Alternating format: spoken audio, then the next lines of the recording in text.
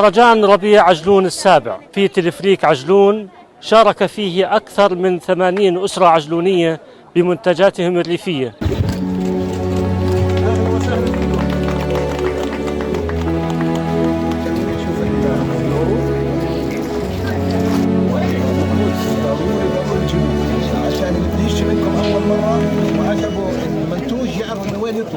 احنا سعدنا اليوم في مشاركتنا في مهرجان ربيع عجلون الواقع في مدينة عجلون جميلة الجميلات، وبهذا الموقع الرائع الجميل تلفريك عجلون. ربى بني مصطفى رئيسة جمعية قلعة عجلون الخيرية. احنا بنعمل منتجات ريفية، زعتر بلدي، سماق، بطن، لومي، كعك فلسطيني، بنعمل زبيب بلدي. أنا محمد القضاء مشارك ببازار عجلون تلفريك. عندنا المنتجات، عندنا زعتر، زبيب بلدي، بطم، قريش، سماق حب، سمنة بلدية، خل تفاح، جبنة، لبنة، كل المنتجات الريفية موجودة عندنا. غادة القضاء رئيس جمعية فاطمة الزهراء التعاونية عين جنة. طبعا سبب المشاركة هو انه الجمعية فيها مطبخ انتاجي، وحابين ندعم السيدات انهم بهاي المشاركة انهم يشتغلوا معنا ويستفيدوا السيدات من هاي المشاركة. انا ام زيدون الزريقات. احنا بنشكر القائمين على هذا البازار اللي هو ربيع عجلون، واحنا يعني بنكون ممنونين لهم. معكم مصممة الإكسسوارات سوزان خشاشنة، ملقبة بأم أحمد المومني، خبرة 6 سنين بمجال الإكسسوارات. اليوم أتاح لنا هذا المعرض نعرض منتوجاتنا بشكل حلو ومرتب وأنيق أمام السواح، وإن شاء الله راح تكون حركة تجارية نشطة. ملك خرابشة من إحدى المشاركين في معرض عجلون. أول إشي بنرحب فيكم في المعرض هذا، هو من أنجح المعارض على مستوى عجلون. وإحنا المرة هاي افتتحناه بالتلفريك، إن شاء الله يكون محطة نوعية، يعني نقل نوعية للناس وللمشاركين. آية الرزق طبعا للجميع. مهرجان من أنجح المهرجانات على مستوى عجلون.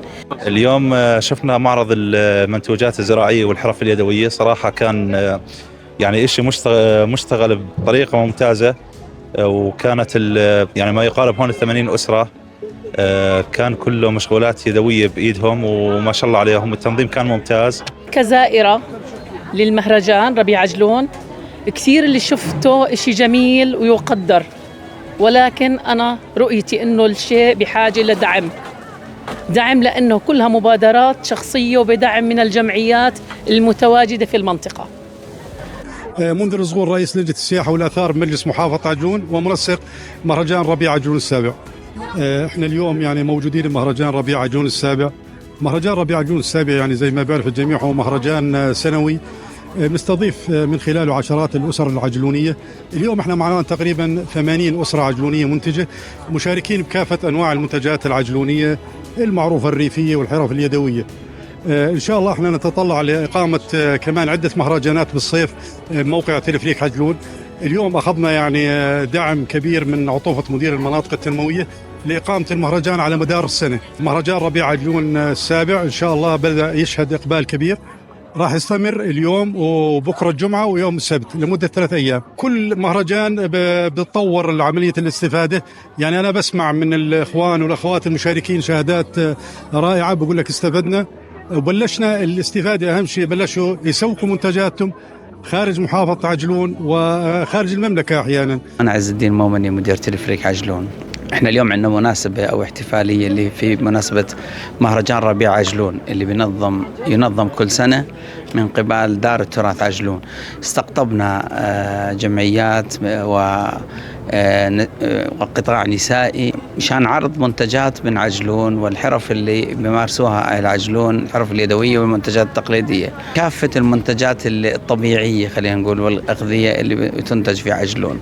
هذا المعرض يستمر لمدة 3 أيام.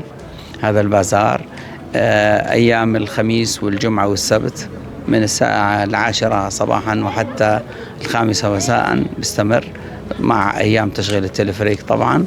ونرحب بالزوار الكرام وندعوهم كمان، لأنه بما أنهم موجودين في زيارة التلفريك إنه في زيارة البازار إنهم يستخدموا تلفريك عجلون، يكسبوا وجودهم في البازار، بالإضافة إلى رحلة في تلفريك عجلون.